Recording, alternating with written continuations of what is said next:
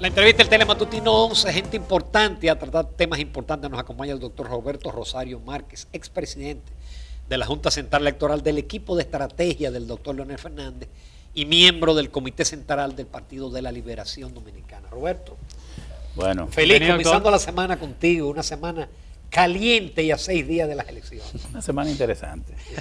Pienso que esta semana va a permitir, en primer lugar, gracias a ustedes, ¿verdad?, por permitirme llegar a todos los hogares dominicanos que le dan seguimiento a este programa.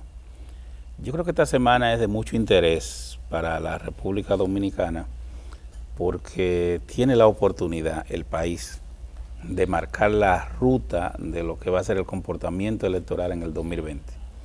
El país tiene la oportunidad de abrir el cauce de la renovación política, de la renovación estatal y, ¿por qué no?, el encauzamiento de todo lo que es el Estado en los elementos esenciales de la modernidad. Yo creo que en esta contienda interna, sobre todo que hay en el Partido de la Liberación Dominicana, en menor medida en el PRM, pero en el caso del PLD, hay dos concepciones que se están enfrentando. Por un lado, una concepción mercantilista y utilitaria de la política, y por este lado, una concepción que cree que todavía en la República Dominicana es posible construir un país basado en valores, principios, en conceptos y forma de hacer la política conforme a como lo ideó el profesor Bosch y una serie de políticos en la República Dominicana que crearon una visión general del ejercicio de la vida pública y el ejercicio de la política. Entonces yo creo que ese enfrentamiento entre esas dos concepciones está muy bien representada. Por un lado, un político profesional que pretende que el pueblo le dé la oportunidad de cerrar un ciclo de modernización del Estado, y por otro lado, un empresario que quiere participar en la dirección del Estado. Yo creo que ese es el dilema que va a tener el elector, por lo menos en el PLD. Y eso de alguna manera abre las puertas para que los ciudadanos se sientan motivados a ir a votar. Por demás, hay una situación política muy pronunciada. El Partido de la Liberación Dominicana sigue teniendo entre el 53 al 55% de la simpatía del electorado nacional. A pesar de todo. A pesar de todo. Y eso hace que, de alguna manera, lo que se decida en el PLD, lo que ocurra y cómo ocurra, no es solo lo que ocurra, es cómo ocurra en el PLD, va a marcar la tendencia electoral. Mira, a propósito de tu comentario, a pesar de todo, yo estuve repasando un libro, ya en el 2008 se había agotado, de Neil Ferguson se llama Poder y Dinero. Y veía en uno de los capítulos, él decía que en las elecciones, cuando el partido de gobierno participa, si tiene una buena gestión y hay un crecimiento del Producto Interno Bruto, en esa misma proporción hay un crecimiento del partido en el gobierno, en el electorado. Según él, si se da un crecimiento regular en el PBI, ese partido tiene que reflejar un crecimiento del 1.5 en su votación. Y dijo que partió de un análisis que hizo aproximadamente en 30 países. Por eso se explica, como tú dices, que pese a todo, Sí, a la estabilidad macroeconómica, el PLD siga siendo el partido más votado, es decir, estabilidad macroeconómica, crecimiento, digamos que en cierta medida ya se puede hablar de un desarrollo. O sea, de alguna manera el PLD ha demostrado como partido, y me refiero a la gestión de Leonel Fernández y por qué no a la de Danilo Medina, que ha mantenido una estabilidad de la que da seguridad desde el punto de vista económico a la población, y por eso ese alto nivel de aceptación en el electorado. Roberto, pero vamos a hablar del posicionamiento de Leonel Fernández. Es decir, para el gran público que no maneja encuestas, que no tiene memoria histórica de los resultados de las encuestas, tú tienes una serie de encuestas como Asisa, de mucho prestigio, que te dan un posicionamiento, verla, pero tiene otras que te dan lo contrario, que te tienen a Gonzalo ganando. Mira, lo que hay que ver es la relación de las encuestas en función con el pálpito nacional. Cuando tú vas a los lugares públicos, a los supermercados, cuando tú vas a los sitios donde va mucha persona, tú no sientes que en el PLD la gente te hable de otra cosa que no sea de Leonel. La gente realmente te está hablando de Leonel y ha asumido en el PLD y fuera del PLD. Y fuera del PLD más incluso te hablan de Leonel Fernández como candidato. Y es lógico que sea así. Vamos a ver ahorita, por ejemplo, por cierto, vamos a refrescar un poco lo que es el posicionamiento que tiene Leonel, por lo menos en Acisa, pero mira, yo creo que tanto que lo tenemos ahí, por ejemplo, lo tenemos, si tú te das cuenta, en este que tenemos en pantalla, y tú ves el posicionamiento de Leonel frente al caso de Luis Abinader. Leonel en agosto tenía 55 versus 36, ahora tiene 53 versus 36, un descenso de un 2%, que es normal por la confrontación interna. Que está, eso también está dentro del margen de error. Sí, que está dentro del margen de error. Si tú ves la otra, ya lo que sería Leonel versus Gonzalo, el posicionamiento de Leonel es un 69% a un 29%. Una muestra espontánea que significa que se permitió que el ciudadano opinara por quién votaría en las elecciones del PLD, específicamente en las primarias. Y eso se está dando por un último cuadro, que es un cuadro que refleja un nivel de insatisfacción en la población. Te está diciendo a ti que más del 60% de la población está insatisfecho con el gobierno en algunos renglones del desempeño de su gestión. Se refiere básicamente a inconformidad en temas de seguridad que están en otra. Pero eso no afectaría también a un Leonel Fernández, porque estamos hablando del mismo partido. Mira, sin embargo, que es el fenómeno que quiero explicar a propósito de esta presentación. Si ustedes se han dado cuenta en las encuestas, Leonel tiene un alto porcentaje en los que dicen que votarían por el PLD y tiene un segmento de la oposición que lo ve a él como líder de la oposición. ¿Qué significa eso? Que Leonel está recibiendo apoyo tanto en los PLDistas propiamente como en los sectores que se sienten insatisfechos, PLDistas o no, pero que no son PLDistas, o sea, que simpatizan con el PLD, pero no son militantes propiamente del PLD, lo que significa que esa insatisfacción Leonel la retiene y de alguna manera le permite sumar, lo que no ocurre con el otro candidato. ¿Cuál es mi preocupación con el otro candidato? Mira, yo he dicho que de la única manera que podría ganar es si cae un rayo y elimina el 25% de ventaja que tenemos. O si hay un fraude colosal o si viene un huracán que nada más afecta al sector de Leonel Fernández, lo cual son cosas imposibles. Pero si eso ocurriera, lo único que podría ocurrir es que el PLD pierda. El dilema que tienen los PLDistas es que incluso mucha gente que pudiera sentirse simpatizando con esa candidatura, sabe que puede perder, mientras que esa duda no existe con Leonel Fernández.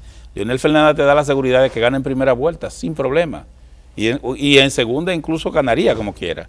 Pero ¿cuál es el problema del otro? Mira, el otro candidato no unifica ni siquiera el propio sector al cual pertenece.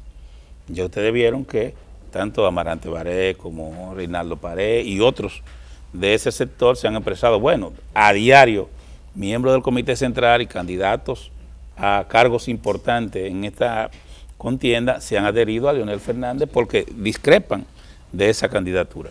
¿Qué quiere decir eso? Que él ni siquiera unifica su propia fila. Si no unifica la fila del sector que lo está apoyando, ni unifica el PLD, mucho menos va a poder unificar la sociedad. Entonces, eso es lo que se llama una candidatura para perder. Y por tanto, sería como un salto al vacío de los PLDistas y de quienes simpatizan por el PLD decidirse por esa situación. Sin embargo, la votación en relación a Leonel es segura, porque la gente recuerda a Leonel como un buen gobernante, recuerda que Leonel fue, señores, que inició la etapa de la modernización del Estado Dominicano. Aquí la gente no conocía la computadora. Aquí la gente empezó a conocer la computadora con Leonel Fernández, salvo un pequeño núcleo de gente de dinero, pequeños burgueses, digamos, de la alta pequeña burguesía, pero en sentido general la población no lo conocía. Leonel empezó a enseñar lo que era la computadora, empezó a hablar de lo que era la globalización y esta era de la información y el conocimiento, y Leonel fue que mandó a hacer los laboratorios de computadora en las escuelas. Las políticas de asistencia social que hoy tenemos, quien la introdujo fue Leonel Fernández. Sí, bueno. Y quien inició Solidaridad. toda esta última fase de desarrollo vial en la República Dominicana, los elevados, los túneles, estos puentes que hoy sin ellos no pudiera existir esta capital, no pudiera funcionar adecuadamente, fue Leonel Fernández. Entonces, eso la gente lo recuerda. Entonces, yo siempre he dicho que Leonel Fernández en el 96 recibió un poco y en el 2004 se acrecentó por la mala gestión del PRD, recibió de alguna manera el Estado en un estado de premodernidad. Y ahora, en este ciclo que viene, tal como él ha dicho, a él le toca ahora la renovación de nuevo y el cierre de ese ciclo de modernidad del Estado, para que entonces podamos ya ir pensando en un estado de bienestar. Por eso que la gente va a votar por Leonel Fernández. Vamos a una breve pausa, Roberto Rosario. Volvemos en unos minutos que tenemos todavía muchas preguntas, muchos temas de interés. Continuamos conversando con el doctor Roberto Rosario, vocero del expresidente Leonel Fernández. Antes de ser gobierno, deben de ganar el próximo domingo 6 de octubre. Claro. Y ese sector se queja con el tema de que no va a haber un cotejo entre el deseo del pueblo, que estará en las urnas, versus lo que se va a remitir en los equipos informáticos. Pero antes de usted ser vocero, fue presidente de la Junta y este fin de semana le sacaron un videíto donde usted sale alabando el proceso informático automatizado. Entonces, ¿cómo la cosa era bueno antes y ahora no? No se puede comparar un proceso y otro. El proceso electoral de 2016 no se automatizó el voto, se automatizó el conteo, nada más. Y por demás, como quiera, en todas las mesas se contó voto, se contó el boletín de la Junta versus las boletas. En este proceso es diferente. En este proceso electoral, tú no vas, cuando vaya a votar, la gente va a recibir un cambio grande. Antes, el 16, a ti te esperaban con una boleta y un lápiz. Tú lo marcabas y eso se introducía en la urna. Se sacaba de la urna y se introducía en un equipo que contaba. ¿Verdad? Ahora eso no va a existir. Ahora tú vas a ir a votar y va a haber una pantalla, como si fuera esa pantalla de televisión donde me está viendo el ciudadano. Y en esa pantalla tú vas a marcar. Y dentro de ese equipo, de esa pantalla, va a haber una función que va a mandar a imprimir un papel diciendo que lo que tú marcaste es exactamente que votaste, por ejemplo, por Leonel o que votaste por X o Y. Entonces se imprime ese papel. Lo que ha estado pidiendo el equipo de Leonel Fernández es que se verifique que lo que se imprimió es exactamente lo que el ciudadano marcó en la pantalla del televisor, que en el fondo no es más que una computadora. Eso es todo. Es muy diferente a lo otro. Obsérvate que en el proceso anterior, tú marcabas la boleta. En esta, tú marcas la computadora. Y entonces es la computadora que dice, Ramón votó por Leonel. Un ejemplo. Allí no, allí tú votabas por Leonel y la computadora lo que hacía era que leía por quién tú votaste. Son dos cosas totalmente diferentes. Por tanto, no pueden compararse.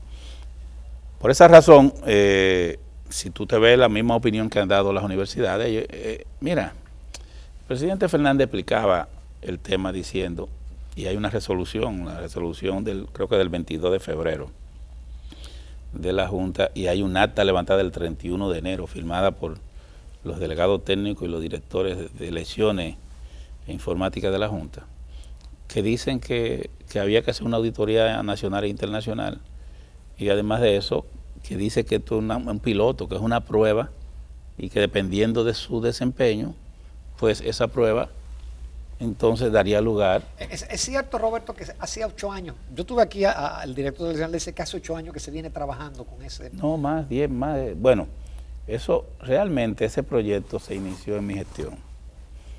Lo trabajó mucho un ingeniero llamado Soler, que fue cancelado, por cierto, que es el ingeniero, que es el técnico que utiliza la OEA para la verificación de los procesos técnicos electorales en todos los países.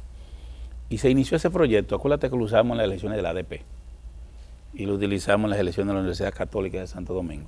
pero originalmente fue ideado para elecciones de ese tipo, elecciones pequeñas, porque el criterio que había en ese momento en la Junta, en quienes conformábamos la Junta, era de alguna manera eliminar todos los conflictos que se daban en elecciones, por ejemplo, de la Federación de Estudiantes y en la propia Universidad Autónoma y en las universidades. La idea era, en las asociaciones de padres, era que la Junta de alguna manera se validara en cada uno de esos procesos para que cuando llegara a la nacional, pues ya estuviera más aceptada. Y aunque aunque lo tuvimos, nunca pensamos en utilizarlo por eso. Además, otra razón, porque por lo menos yo, que en el año 2000, del 2000 al 2005, todavía yo tenía un poco la idea del voto electrónico. Yo creía mucho en el voto electrónico. Pero con el tiempo fui cambiando porque me di cuenta que los países de mayor desarrollo fueron saliendo del voto electrónico. Por muchísimas razones, que me llevaría un programa a discutirlo. Y entonces yo busqué una opción, porque yo entiendo que el problema que hay aquí no es de voto, el problema que hay aquí es de conteo. Y por tanto busqué una salida que era la automatización del escrutinio, es decir, del conteo de votos. Porque ya el voto electrónico es un cambio en la cultura, en la forma de votación de la población. El escrutinio nada más es un tema de manejo de los técnicos, de lo que componen la mesa. Entonces esa diferencia es importante señalarla. Yo pienso que a la institución le conviene. Lo que ha planteado el equipo de Leonel Fernández es quien planteó conteo en las mesas, no fue Leonel, fue la Junta.